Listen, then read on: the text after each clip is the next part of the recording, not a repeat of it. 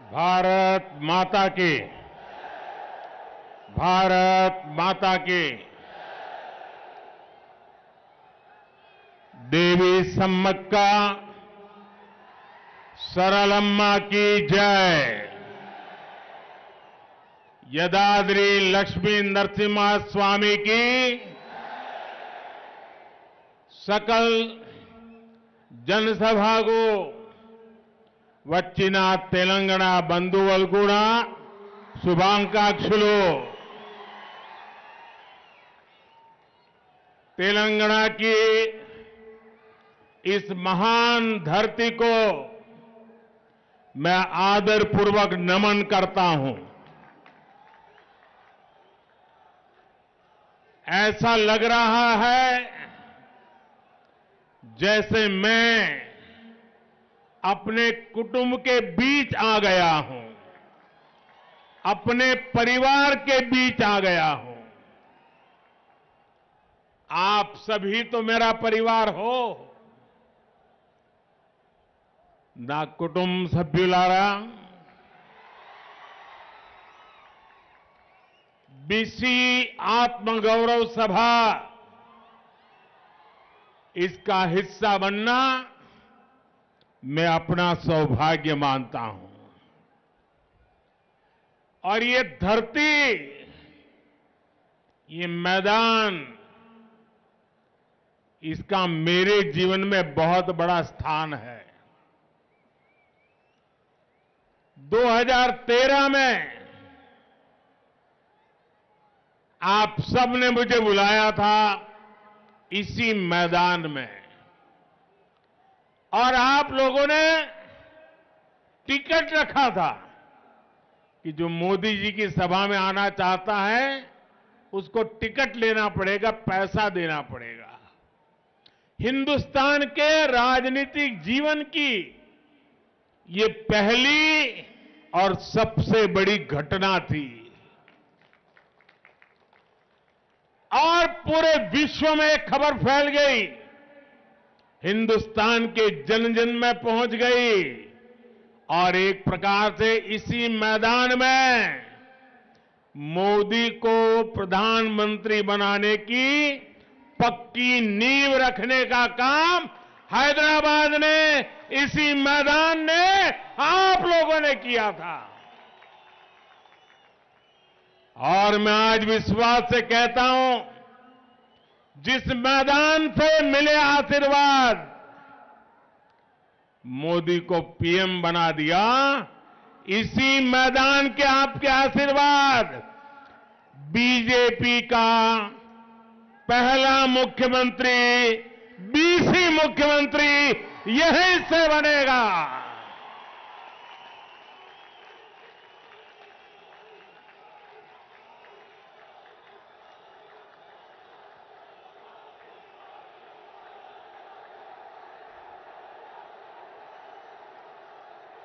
मंच पर मेरे साथ पवन है, लेकिन मैदान में आंधी है।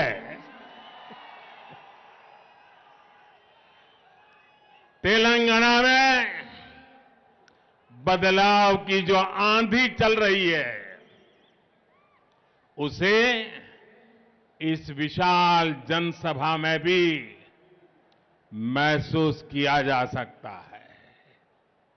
आप लोग तेलंगाना के कोने कोने से आए हैं और अपने साथ एक स्पष्ट संदेश भी लाए हैं।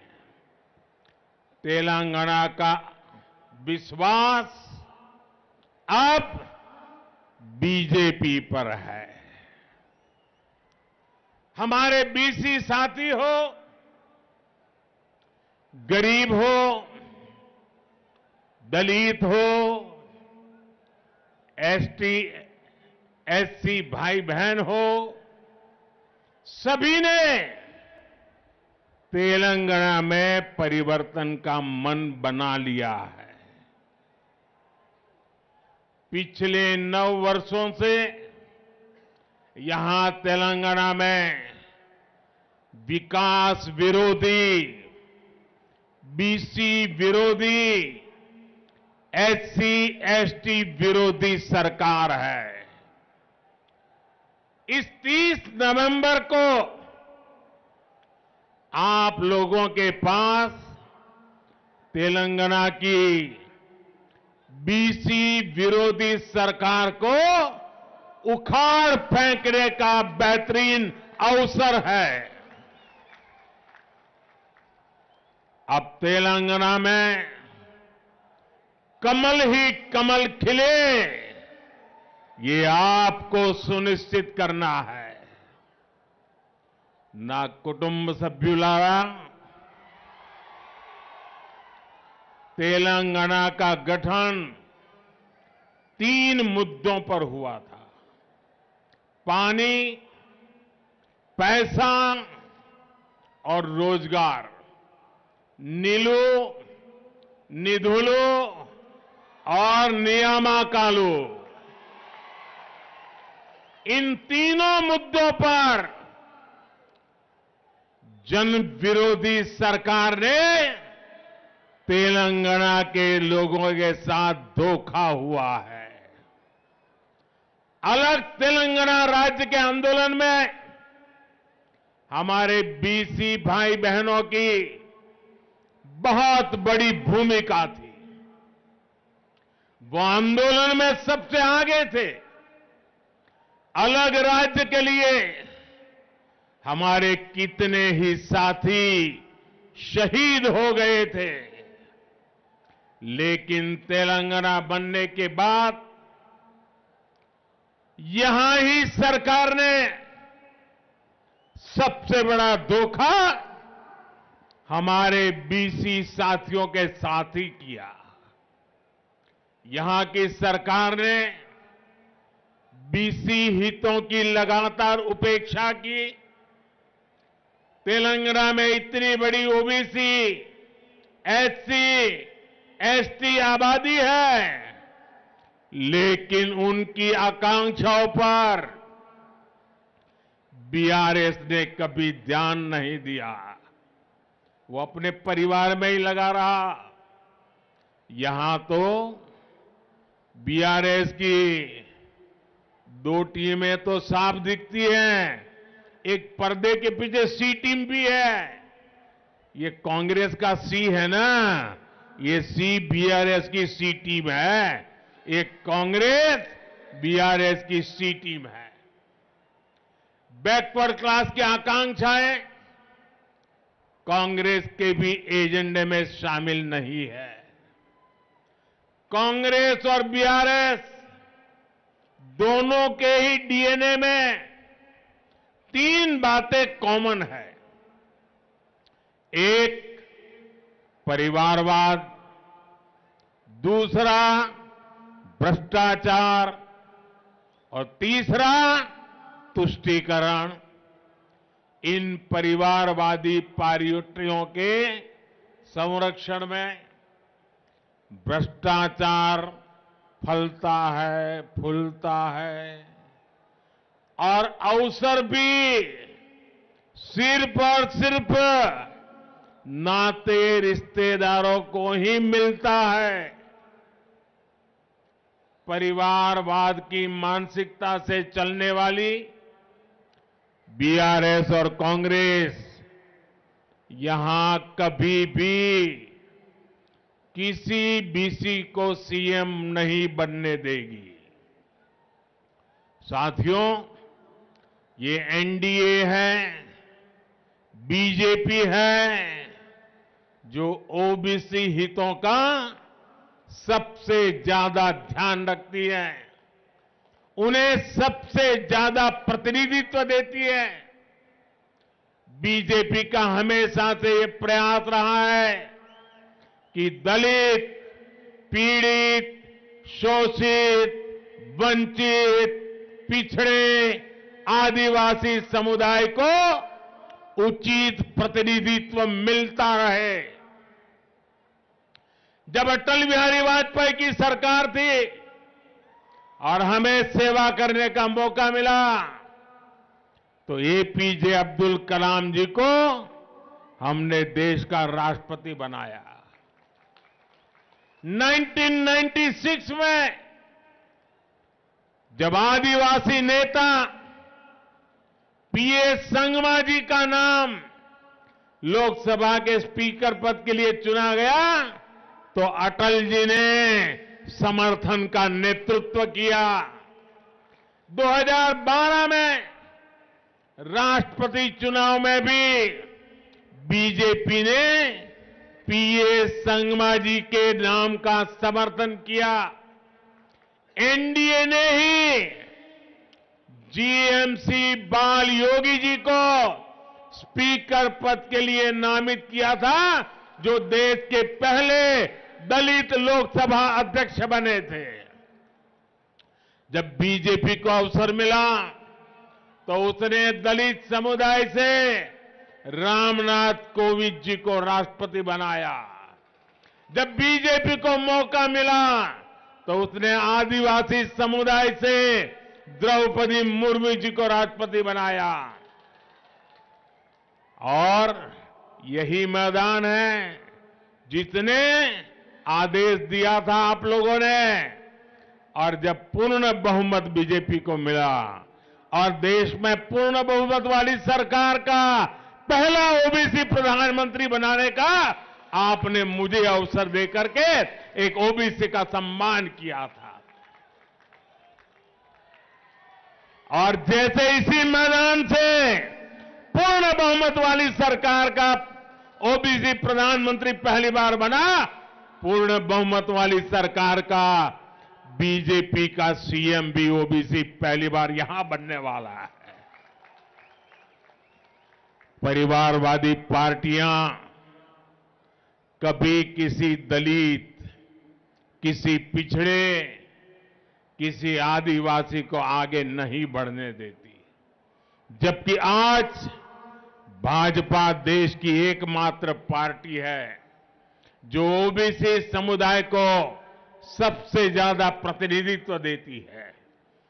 केंद्र की एनडीए सरकार में 27 ओबीसी मंत्री है, जो अब आजादी के बाद पहली बार इतनी बड़ी तादाद में ओबीसी मंत्री केंद्र सरकार का नेतृत्व कर रहे हैं। आज देश में बीजेपी के 85 ओबीसी एमपीज है। आज देश में बीजेपी के 365 ओबीसी विधानसभा सदस्य है। आज देश में बीजेपी के 65 ओबीसी विधान परिषद सदस्य है। तेलंगाना में भी बीजेपी अपने बीसी साथियों के हितों का सबसे ज्यादा ख्याल रख सकती है, कोई और पार्टी नहीं कर सकती। आप लोग खुद साक्षी हैं कि यहां तेलंगाना में बैकवर्ड क्लास को आगे बढ़ने के लिए सही संसाधन नहीं दिए जाते। बैकवर्ड क्लास के युवाओं को नौकरी देने में भी तेलंगाना सरकार गंभीर नहीं है। बैकवर्ड क्लास के युवाओं का भी स्किल डेवलपमेंट हो, इस पर भी तेलंगाना सरकार उतना ध्यान नहीं देती। बीसी कल्याण के लिए यहां बीआरएस ने हर साल 1000 करोड़ रुपए का फंड देने का वादा किया था। आप बताइए, क्या इनमें से किसी वादे को पूरा किया क्या? कोई वादा पूरा किया क्या? एक भी वादा पूरा किया क्या? साथियों, कांग्रेस और बीआरएस ने कभी भी पिछड़ा वर्ग को निर्णय लेने का अधिकार नहीं दिया, कभी उनका मान नहीं बढ़ाया। ये भाजपा है जिसने ओबीसी कमीशन को संवैधानिक दर्जा दिया। ये भाजपा ही है जिसने ओबीसी आरक्षण संशोधन बिल को सदन से पास कराया। इस बिल की वजह से राज्य सरकारों को ओबीसी लिस्ट तैयार करने का अधिकार मिला है। ये भाजपा ही है जिसने मेडिकल और डेंटल कॉलेजों में ओबीसी के लिए 27% रिजर्वेशन को लागू किया। हमारी ये कदम सोशल जस्टिस, सामाजिक न्याय की दिशा में हमारे कमिटमेंट के प्रमाण है। जब हम गांवों में महिलाओं के सम्मान के लिए करोड़ों शौचालय बनवाते हैं, जब हम करोड़ों महिलाओं को धुएं से मुक्ति दिलाते हैं, जब करोड़ों गरीबों को अपना पक्का घर मिलता है, जब करोड़ों गरीबों तक पक्की सड़कें पहुंचती हैं, जब करोड़ों लोगों को 5 लाख रुपए के मुफ्त इलाज की गारंटी मिलती है, तो इसका बहुत बड़ा लाभ बैकवर्ड कम्युनिटी को ही मिलता है। समाज के हर वर्ग को आगे बढ़ाने, सम्मान के साथ जीने और न्याय पाने का अवसर मिले, यही भाजपा का प्रयास है। इसलिए आज बीसी, एएससी, एसटी, गरीब, वंचित, शोषित वर्ग का हर व्यक्ति भाजपा के संकल्प के साथ खड़ा है। साथियों, हमारे बीसी समुदाय में बहुत बड़ी संख्या में विश्वकर्मा भाई बहन भी आते हैं। विश्वकर्मा साथियों के बिना रोजमर्रा का जीवन की कल्पना भी नहीं की जा सकती। हमारे कुम्हार हो, सुनार हो, सुथार हो, मूर्तिकार हो, कपड़े धोने वाले हो, कपड़े सिलने वाले हो, जूते बनाने वाले हो, बाल काटने वाले हो, ऐसे बहुत से साथी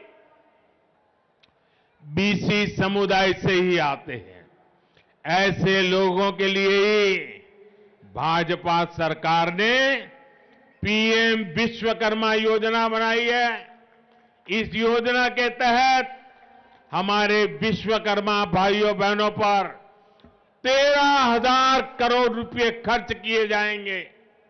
इससे उन्हें अपना जीवन स्तर उठाने में, अपने जीवन से अन्य परेशानियां दूर करने में बहुत बड़ी मदद मिलेगी।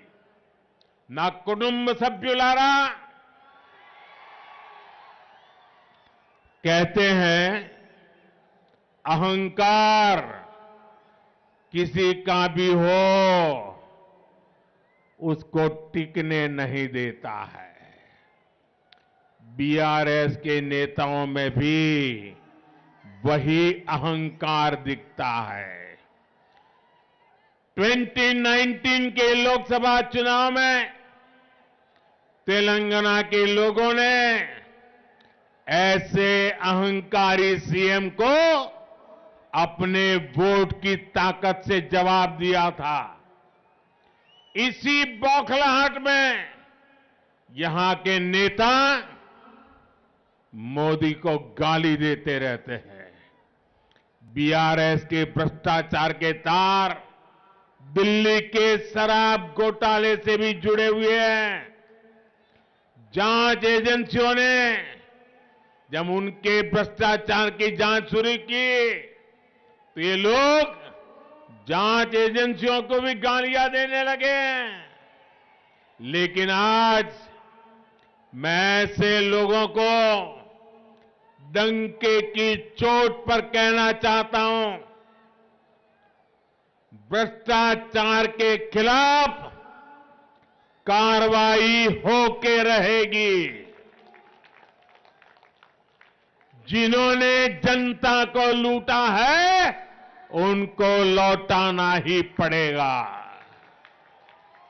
और मेरे तेलंगाना के भाइयों बहनों, ये मोदी की गारंटी है।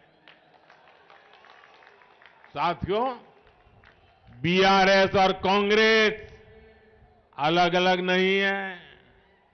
एक ही सिक्के की दो बाजू है।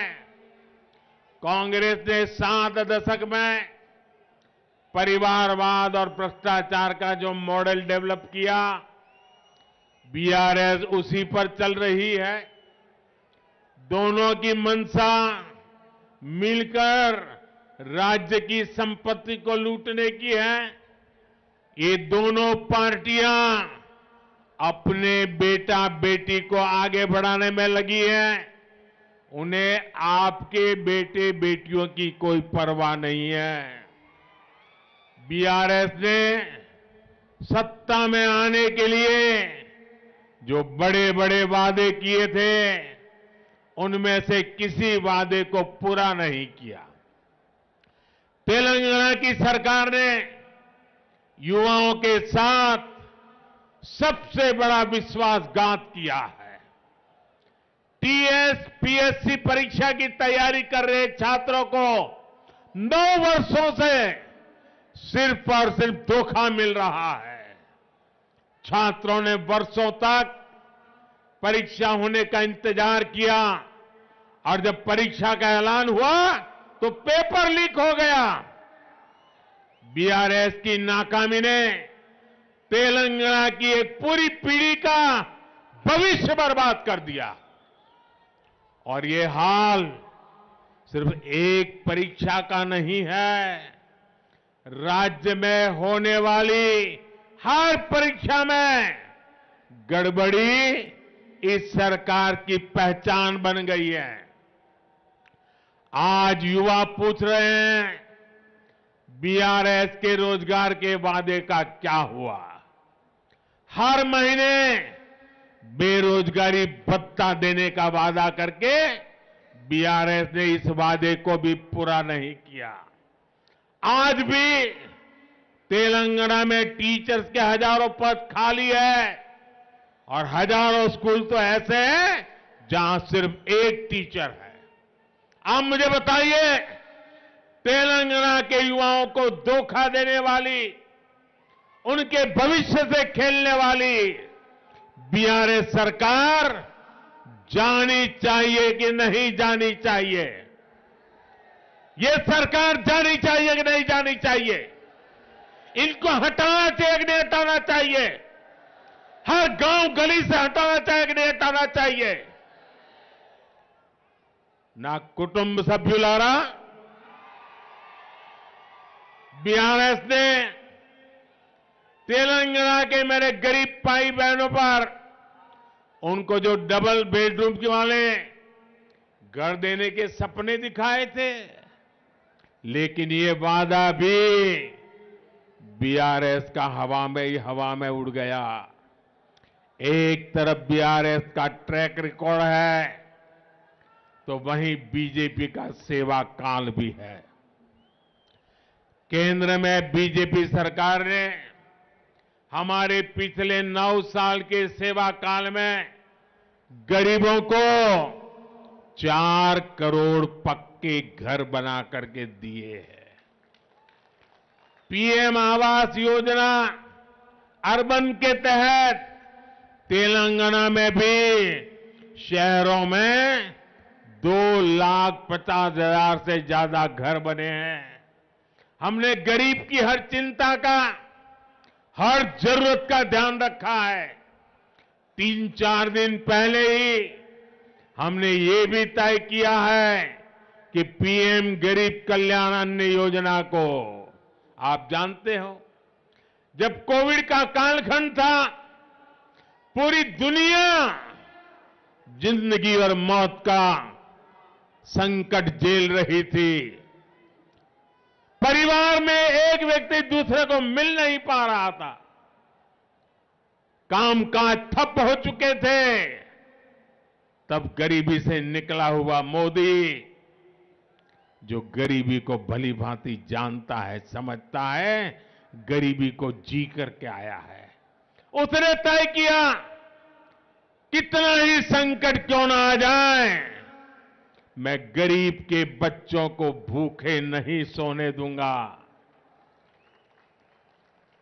मैं गरीब का चूल्हा कभी बुझने नहीं दूंगा। और इसलिए हमने गरीबों के लिए मुफ्त अन्न की योजना शुरू की। आज भी इस देश के 80 करोड़ लोगों को मुफ्त अनाज दिया जाता है और ये योजना ये दिसंबर में पूरी होने वाली है। दिसंबर में योजना पूरी हो रही है, लेकिन गरीबी को जानने वाला मोदी गरीबों को ऐसे असहाय नहीं छोड़ सकता है और इसलिए मैंने संकल्प किया है, मैंने निश्चय किया है कि गरीबों को जो आज अन्न मिल रहा है उसे आने वाले 5 साल के लिए और बढ़ाया जाएगा। 5 साल और बढ़ाया जाएगा। आप सब अपना मोबाइल फोन निकाल करके फ्लैश चालू कीजिए। गरीबों के कल्याण में आपके मोबाइल की फ्लैश चालू कीजिए। गरीबों के कल्याण के लिए मोबाइल की फ्लैश चालू कीजिए। 5 साल के लिए मुफ्त अनाज की इस योजना के समर्थन में आप अपनी फ्लैश लाइट चालू कीजिए। हर एक के मोबाइल की फ्लैश लाइट चलनी चाहिए। ये गरीबों के कल्याण के लिए है। ये मोदी की गारंटी का समर्थन है।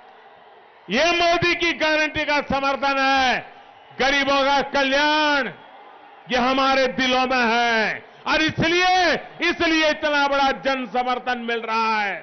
मैं आपका बहुत बहुत आभारी हूं। बोले भारत माता की, भारत माता की। यानी ये गरीबों को मुफ्त राशन की योजना अब आने वाले 5 साल और चलेगी। इसका लाभ तेलंगाना के भी लाखों गरीबों को मिलेगा। साथियों, बीआरएस ने राज्य के किसानों के साथ भी विश्वासघात किया है। 1 लाख तक का लोन माफ करने का वादा करके यहां की सरकार ने जो खेल खेला है वो यहां के किसान अच्छी तरह समझते हैं। उसने किसानों को मिलने वाली कई तरह की मदद भी बंद कर दी है। ये भाजपा सरकार है जो अपने किसान भाई बहनों के हर हित का ध्यान रखती है। पीएम किसान सम्मान योजना के तहत हमने यहां के किसानों को 9,000 करोड़ रुपए सीधे उनके बैंक खातों में भेजे हैं। इससे तेलंगाना के 35 लाख किसानों को सीधा फायदा हुआ है। इसमें बड़ी संख्या में बैकवर्ड कम्युनिटी के किसान शामिल हैं। साथियों, आज तेलंगाना के लोगों के साथ ही पूरा देश 2047 जब देश आजादी के 100 साल मनाएगा, हम विकसित भारत का लक्ष्य लेकर के मैदान में उतरे हैं। इसीलिए काम कर रहे हैं। भाइयों बहनों, अब इतनी बड़ी तादाद में आए, इस मैदान ने मुझे फिर से एक बार उसके प्यार का एहसास करा दिया है, उसके आशीर्वाद की ताकत का एहसास करा दिया है। तेलंगाना का तेजी से औद्योगिक विकास हो, यहां के नौजवानों को रोजगार मिले, इसके लिए बीजेपी सरकार प्रतिबद्ध है। बीजेपी सरकार हर क्षेत्र में तेलंगाना के विकास के लिए काम करेगी। इसके लिए तेलंगाना में डबल इंजन की सरकार जरूरी है। तेलंगाना में भाजपा सरकार बनाने के बाद बीसी गौरव को बढ़ाने के लिए ठोस कदम उठाए जाएंगे। भाजपा हमेशा आपके विश्वास को मजबूत करने का प्रयास करेगी। विश्वास की इस लहर को आप तेलंगाना के जन जन तक, कोने कोने तक लेकर के जाइए। आप इतनी बड़ी तादाद में आए, नौजवानों का जो मैं जोश देख रहा हूं, मैं साफ देख रहा हूं, तेलंगाना में बीजेपी की सरकार बनाने का आपने फैसला कर लिया है। मेरे साथ बोलिए, भारत माता की, भारत माता की, भारत माता की जय। आप सबका बहुत बहुत धन्यवाद।